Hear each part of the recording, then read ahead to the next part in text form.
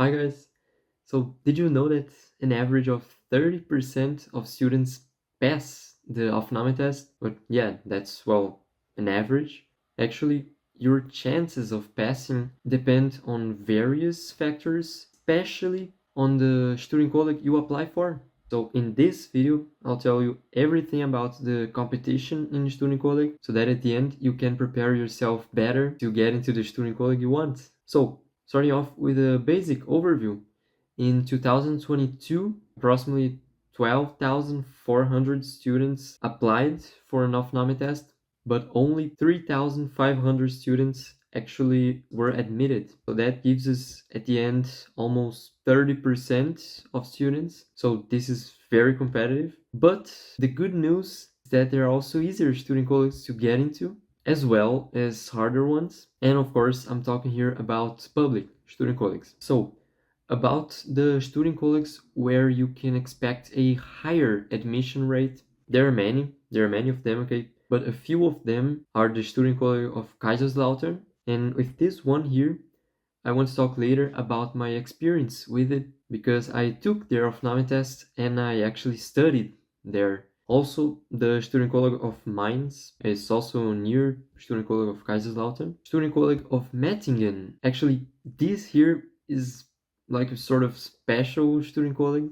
if you are from Latin America. So it's a public Studienkolleg, but if you come from Latin America, you have like a priority. Okay, you don't have to take an Aufnahmetest. You just send your certificates. Like I think that if your marks are a little bit like above the average, like you were in. But yeah, the bad news is that you must come from Latin America to do this. And there's also the Studienkolleg of Darmstadt. So like in summer semester of 2025, you can check that in their website. From almost 280 applicants, around 80 get accepted. So that is approximately 30%. Yeah, that's not easy. It's actually the average for a student colleague, but because there are some harder ones which I'll talk about later. And these student colleagues, they are easier basically because of their location. They have fewer applicants because like they're not in major cities, they're not in bigger cities or regions like Berlin, Munich, or Bayern. And now talking about the more competitive student colleagues, like here the acceptance rate is usually very low, okay? Between something around 15 to 25%. And some of them are, for example, the Studienkolleg of Leipzig. Okay, this is a competitive Studienkolleg. Like for T course, there was a year in which around like 25% of students actually passed the Aufnahmetest, and that is from almost 150. So you can get an idea of what to expect from this Studienkolleg. Also, of course, TU Berlin, okay, this is also very competitive and very famous. Studienkolleg Hamburg, this one is actually a little bit different because similar to Studienkolleg of Mettingen, this one here doesn't have an Aufnahmetest. They actually have this kind of score system where they evaluate your high school diploma and also your German certificates, but it's either way very competitive. But if you think that you have an outstanding curriculum, I think that you should try this one. Why not? Because there's no Aufnahme test. You just send your curriculum, and if they like it, you're in, right? And another hard student colleague is, of course, Studienkolleg of Munich.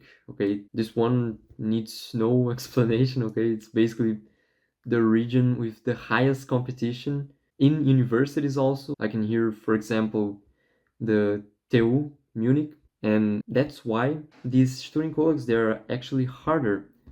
It's because they're like correlated to top ranked universities, for example, the TU Munich or the TU Berlin. So they'll naturally have more competition, right? Even for student colleagues. Also, the location here matters as well because major cities like Berlin, Hamburg, or Munich, they will basically attract more students also. So now let me tell you about my experience with the Aufnahmetest so you can get a real world perspective, right? So I took the Aufnahmetest for Hochschule Kaiserslautern, and that was for winter semester. And here is what happened. So there were 112 applicants. Okay, that was the number of students that registered for the exam, and approximately 40 passed the exam, and that gives us approximately 35% of acceptance rate. And for you to pass this exam, there were like minimum marks you had to reach in this Aufnahmetest, and these were in German 55%, okay, but at the same time in math you had to have more than 40, and if you met both requirements you were admitted, and approximately 40 passed. So the results, they were announced in the university website like 2 weeks after the exam, and the selection, it was just Aufnahmetest score, so there were no high school diploma or anything else, like only your marks in the Aufnahmetest that were taken into consideration for your admission. But either way, now that I talked about the competition in Studienkolleg, so I can give you an idea of how it is, I want now to give you some advice to help you, okay, in this situation. And there are three of them, okay. The first one is that you should apply to multiple Studienkollegs. So apply to at least three. I would say five is a good number, just to be sure. This way you will increase your chances of passing, so why not, right? And I really, really recommend doing this, okay? Because every Studienkolleg you apply is an additional of 30%. So imagine 30, 60, and 90. Great, it doesn't happen like that, but it does increase your chances. And second thing, of course, prepare yourself very well. So that means that even though the requirements say, for example, B1, I recommend you to get B2, okay? Or even C1 if you're applying to a harder Studienkolleg, and you should target at least 70% or more in math and German, and you can practice that with past exams or mock tests. And for that, I actually have some free PDFs of mock Aufnahmetests for you.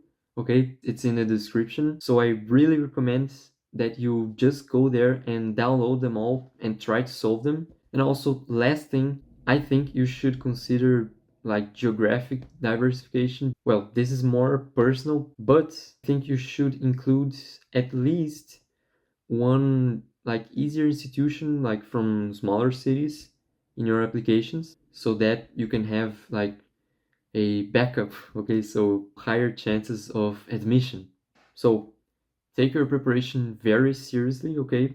Practice a lot with sample papers because your Studienkolleg admission is achievable, okay? Actually, thousands of students get admitted every year. So you can see that you just have to have the right strategy, okay? I wanted to present you the competition situation for Studienkolleg, but also give you some tips for you to handle all this situation. So I hope this video helped you guys, and I see you guys in the next one.